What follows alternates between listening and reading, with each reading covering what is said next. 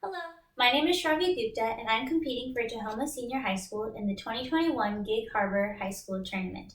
For info, I do gymnastics and in 8th grade I broke my finger and I missed a lot of practice. I have minor anxiety, so the idea of going back to my gym after missing so much of it absolutely terrified me. My parents were there for me and tried to help me get through my fears by listening to my concerns and talking to my coaches until I finally mustered up the courage to go back to the place that I love, all because of their support. I consider my relationship with my parents to be quite strong. In the article, Youth Statistics, Family Structure and Relationships by Act for Youth, it is said that 63% of people in the US have had an overall pretty good relationship with their parents. I'm luckily part of that 63%, with the type of parents that are always there for me, whether it be my mom, ready to push me when I need it to be my most successful, or my dad, ready to listen to me ramble on about my personal/academic problems. But not everyone's so lucky. Today I'll be talking about the importance of parent-child relationships. First, I'll touch into the differences between good versus bad parenting, before talking about the different parenting styles throughout cultures and history, and then finally addressing the psychological impacts of both good and bad parent-child relationships. To begin with, we have to define what a good versus bad parent-child relationship looks like. In the article 5 Qualities of a Strong Parent-Child Relationship, there are 5 main attributes of a good parent-child relationship. For starters, it is important that both the parent and the child feels mentally and physically safe. The article by the Child Development Institute states that safety is at the core of well-being and bonding. Through these interactions, a trust is built that will last a lifetime. The second most important quality of a good parent-child relationship is love, specifically unconditional love. The article, The Power of Parental Acceptance by Newport Academy, says that when parents accept, love, and show affection to their children, even when they make mistakes or fall short of expectations, that is unconditional love. The third attribute is mutual respect. Mutual respect is so important because everyone has heard the term respect your elders, but parents have to be reciprocating that respect back to their children as well. The Child Development Institute's article touched on the fact that respect starts with good communication. When you truly listen to your child's needs and let them know that they're being heard, you are showing your child mutual respect. The last two, and in my opinion, the hardest attributes of a good parent-child relationship include acceptance and flexibility. Acceptance is a pretty open-minded idea, as the article, The Power of Parental Acceptance by Very Well Mind, states when they said, just remember how powerful parental acceptance can be in helping your child have a happy and prosperous life, to hug them and tell them you love them even when they get a bad grade, and to remind them that you don't care whether or not they make the team.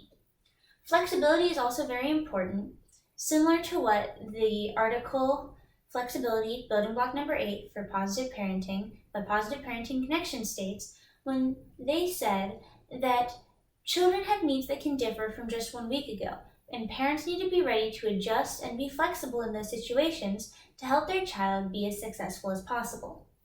So now that we've defined the 5 good aspects of a parent-child relationship, what about the bad ones?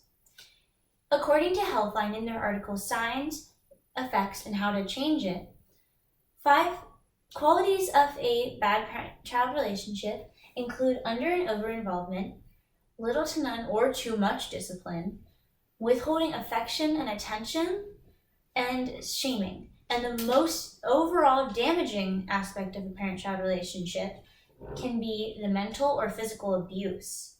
Mental/physical abuse can be so damaging and so shattering to a parent-child relationship, or any relationship. It can make a relationship irreparable. These are the defining qualities of both good and bad parenting. Now that we've defined what good versus bad relationships between children and parent look like, how did people get to this conclusion? Parenting styles have changed so much throughout the years and throughout different cultures all around the world. Parent styles used to be pretty aloof. For example, in the Greek and Roman regions of the world, parents used to force their children to act like adults at very young ages, giving them adult-like tasks at small ages of 6 years old. Parents have always had one goal throughout history and throughout the world: to give their child a healthy and happy life. In early colonial times, parents based their parenting styles off of Puritan beliefs, where they said, like the article, Parenting Styles Then and Now by Hybrid Parenting stated, Puritan meant against pleasure, and thus play was considered a sin. So children did not get the fun and play that they usually would in our modern world.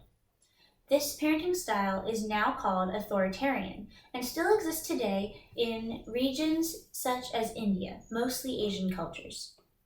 The authoritarian parenting style is, according to the article 8 Characteristics of Authoritarian Parents by Very Well Mind, is the most controlling style rather than valuing self-expression and teaching children how to manage their behaviors. The authoritarian parent rather focuses on adherence to authority. The most common and best, most successful parenting style is the authoritative parenting style. The authoritative parenting style is different from the authoritarian parenting style because while authoritarian parents control and coerce their children into doing things that they think is most successful, authoritative parents guide their children and help them be most successful in life without controlling them. These two parenting styles are the most common in our modern world today, and they are the best known as well. And they change throughout culture to culture and have changed so much throughout history as well. Now this brings us to our most important topic. How do these parent-child relationships affect children psychologically? For children, in good parent-child relationships, better child development is one of the most outstanding qualities and effects.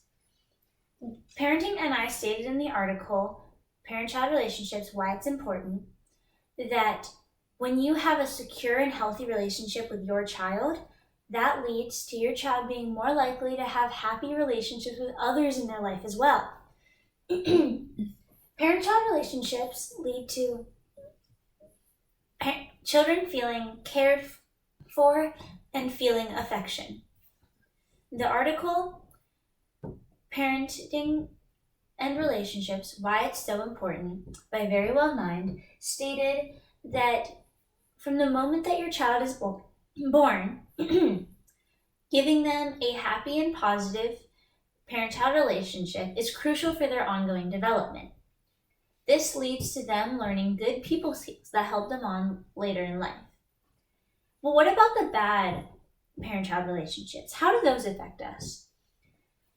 Bad parent-child relationships often lead to mental disorders like anxiety and post-traumatic stress disorder. These usually come from the most damaging quality of a bad parent-child relationship, abuse, be it mental or physical.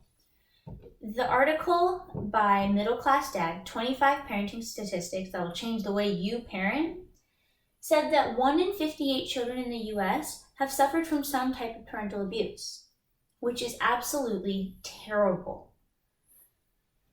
There are so many impacts of both good and bad parent-child relationships on children. All in all, parent-child relationships are so important and affect how children and parents move through life because parents are our role models and they affect how we do. My parents are my role models, guiding me through my hard times in life, like when I broke my finger in gymnastics. There are the good relationships, which are awesome, and then there are the bad relationships, which lead to terrible mental disorders and such. But the world wants to be in that 63% of good parent-child relationships, because those are the children that are built up and have happy and prosperous lives and lead our world into happiness as well. Parent-child relationships are so important. Thank you.